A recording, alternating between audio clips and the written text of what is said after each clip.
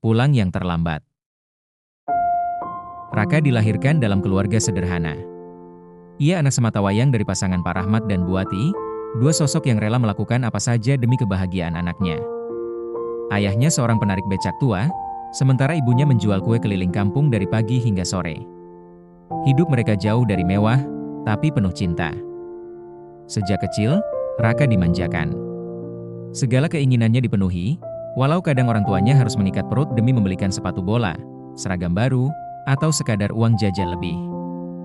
Namun, seiring Raka tumbuh, cinta yang tulus itu mulai ia anggap beban. Ia mulai merasa malu punya orang tua yang miskin dan ketinggalan zaman. Pernah suatu hari saat SMP, Raka sedang berjalan bersama teman-temannya. Tiba-tiba ibunya datang membawa jaket lusuh sambil tersenyum lebar. "Raka, kamu lupa bawa jaket, nanti masuk angin." Tapi Raka malah mendorong tangan ibunya, dan berkata keras, "Udah, jangan malu-maluin di depan temanku. Pulang sana." Ibunya terdiam, matanya berkaca. Tapi ia tetap tersenyum dan berkata pelan, "Iya nak, ibu pulang dulu ya." Sejak hari itu, Bu Ati tak pernah lagi datang ke sekolah. Ia hanya menitipkan bekal lewat tukang kantin, dengan pesan sederhana, "Tolong bilang dari ibu, jangan lupa makan." Masuk SMA, Raka semakin menjauh. Ia mulai menghindari rumah, sering tidur di tempat teman, dan makin jarang pulang.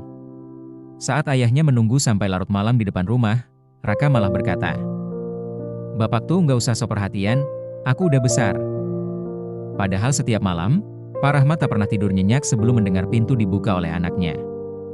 Lulus SMA, Raka diterima di universitas ternama di kota besar. Ia pergi membawa bekal seadanya, uang hasil gadai becak bapaknya, dan tabungan ibunya yang entah dari mana dikumpulkan. Tapi Raka tak pernah tahu itu, karena ia hanya peduli satu hal, lepas dari rumah. Awal kuliah, ia masih sesekali menelepon, meski hanya untuk minta uang. Tapi makin lama, makin jarang. Saat ibunya sakit dan menelepon dengan suara lemah, Raka menjawab ketus, "Lagi sibuk bu.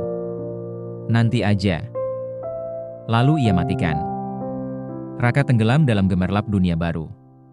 Ia punya teman-teman keren, pacar cantik, dan gaya hidup modern. Sementara di rumah, ibunya makin lemah. Ayahnya harus kembali menarik becak pinjaman demi membiayai pengobatan dan kehidupan. Sampai suatu hari, seorang tetangga mengirim pesan yang tak pernah diharapkan Raka. "Nak, pulanglah. Ibumu kritis. Ayahmu juga sudah sangat lemah."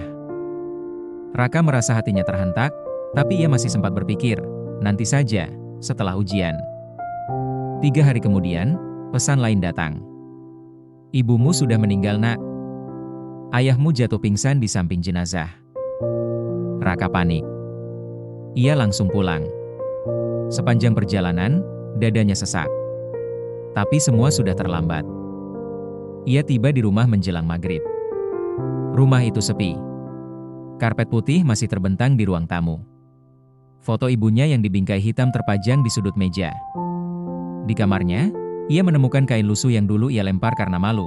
Ternyata masih disimpan ibunya, dilipat rapi, dan di atasnya ada sepucuk surat kecil. Surat itu bertuliskan tangan gemetar. "Raka sayang, maaf kalau ibu pernah merepotkanmu. Maaf kalau ibu membuatmu malu. Ibu hanya ingin melihatmu bahagia, jadi orang sukses, punya hidup yang lebih baik dari kami. Ibu tahu kamu sibuk, jadi tak apa kamu jarang pulang. Ibu selalu mendoakanmu setiap hari. Kalau ibu tak sempat melihatmu lagi, ingat ya nak, ibu selalu sayang kamu sampai akhir hayat ibu." Raka tak kuat membacanya. Ia jatuh tersungkur, menangis seperti anak kecil. Ia peluk surat itu, seakan berharap bisa memeluk ibunya kembali.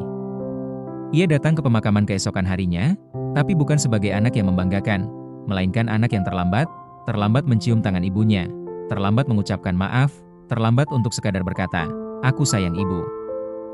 Ayahnya kini hanya duduk termenung setiap hari, seperti menunggu sesuatu yang takkan datang. Kadang ia menatap Raka dan berkata lirih, "Ibumu itu, tiap malam tidur sambil bawa foto kamu. Dia cuma pengen kamu pulang dan peluk dia lagi." Sejak itu, Raka tak pernah bisa memaafkan dirinya sendiri. Sukses tak berarti apa-apa. Kekayaan tak bisa membeli satu detik kebersamaan terakhir. Ia pulang, Tapi semua sudah tiada. Sahabatku, jangan tunggu kehilangan baru sadar arti keberadaan. Jangan menunggu pusara baru datang membawa doa. Selagi masih ada suara mereka memanggilmu, "Nak, pulanglah." Peluk mereka, dengarkan mereka. Karena waktu tak pernah bisa diputar kembali. Jangan sampai kita menyesal, karena telah menyia-nyiakan cinta dan kasih sayang orang tua.